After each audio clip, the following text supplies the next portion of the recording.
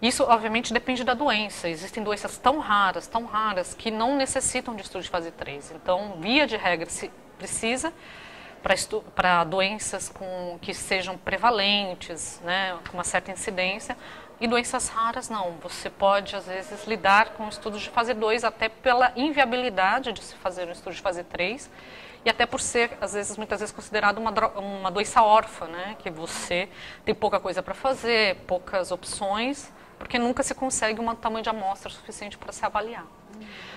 Então, são raras as exceções. E, via de regra, existe realmente a necessidade de um fase 3. Uma vez no mercado, o remédio, você tem possibilidade de fazer estudos de fase 4, que a gente chama de pós-marketing. O único objetivo desse estudo, na realidade, é detectar eventos adversos raros, que você não consegue detectar em estudos de fase 3. Mas uma coisa é você tratar 1.000 pacientes no estudo clínico versus 10.000, 100.000 pacientes, que com comorbidades que você controlou no estudo clínico e que são diferentes no mundo real. Né? Então, quando eu entro no estudo clínico fase 3, eu determino critérios de inclusão muito rígidos, muito selecionados, pacientes que não tenham comorbidades significativas.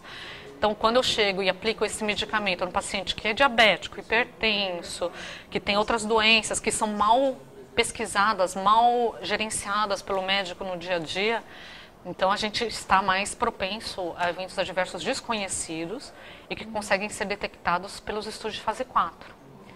Existe uma tendência errada de algumas indústrias utilizarem estudos de fase 4 como um meio de avaliar eficácia. Eles falam que é eficácia no mundo real.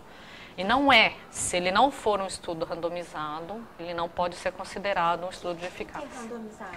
Randomizado é quando um paciente incluído, eu sorteio de uma maneira isenta, aleatória, evitando viés, né, para um dos grupos de tratamento, sem interferir com o que eu acredito que aquele paciente assim, possa beneficiar com um ou outro tratamento.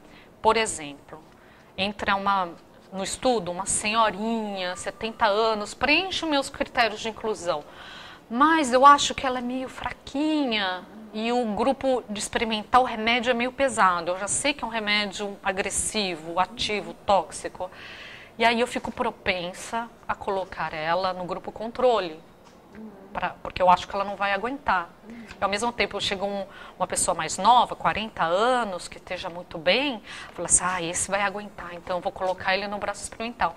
Então, nessa hora, eu influencio no resultado da pesquisa, porque, obviamente, o paciente mais forte tem chance de ir melhor do que o paciente mais fraco. Então, na hora que eu randomizo de maneira centralizada, eu tiro esse fator de erro da pesquisa.